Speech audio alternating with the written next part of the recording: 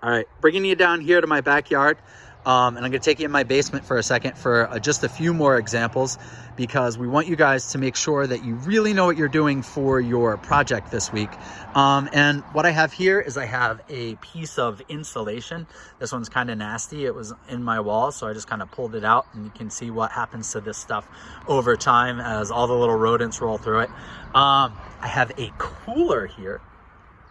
Just like the hydro flask and the thermos, you'll see, and if I knock on this, you can hear that there's a little bit of an airspace in there that sound resonates through.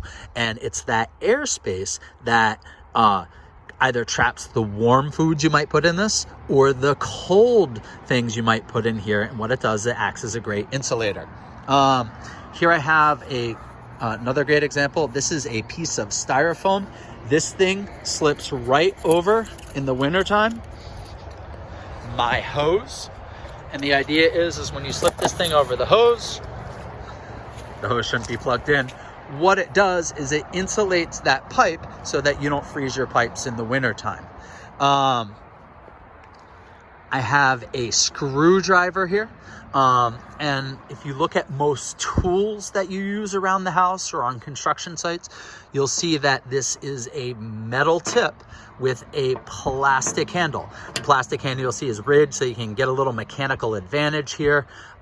Gives you a little something to grip off of, but it's not made out of metal because they typically team up a conductor, the metal, with an insulator. Because if I were working on an electrical panel with this or something that involved electricity, and by some chance I didn't have the circuit breaker turned off, this plastic would serve as an insulator to keep me from getting electrocuted. Because you'll see in the wires in your home, and you'll see I took this plug and I just stripped it off. You'll see here there is a plastic insulator around a metal wire. In this case, the wire happens to be copper because copper is a tremendous conductor. But if you think about the wiring in your house, this is the kind of thing that you're gonna see. And then the one last example I'm going to show you before I go in my basement here is called Great Stuff. And basically what this is an expandable foam. And I'll show you what it does in the basement. But it just like all these other things, it works off of the same principle. When this foam expands, it's got lots of little air spaces that it traps. So not only does it kind of fill up gaps in your basement or places where rodents or cold air might blow into your home in the winter, but it also acts as an insulating layer. And I'll show you what that looks like in a second. So here we go into my basement. So here are some examples. You'll see this spray foam sealing up the cracks and acting as an insulating layer. Maybe if you go into your home, you'll find these things also. I don't know if you see the wires running through my basement. You see they have that plastic insulating layer around them. And on the inside, I can guarantee you they are copper.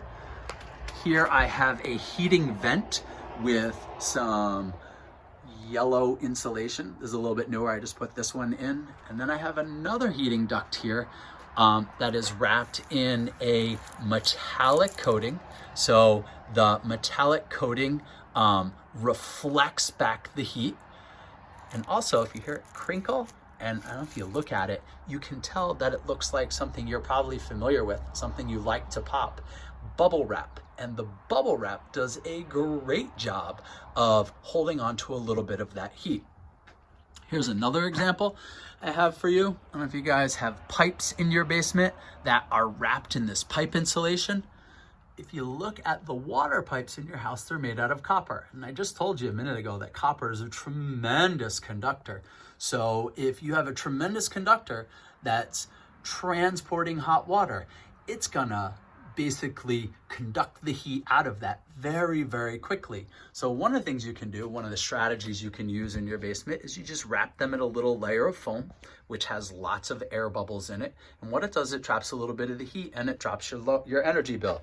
And you can even see, I have some, you can see how these run through my basement here. And over here, I have some basement windows that really need replacing. And what I've done is I had some bubble wrap, and I know this is kind of a cheap alternative, I need to replace these eventually, but you'll see this bubble wrap is helping to insulate this window a little bit until I can afford to get some new ones.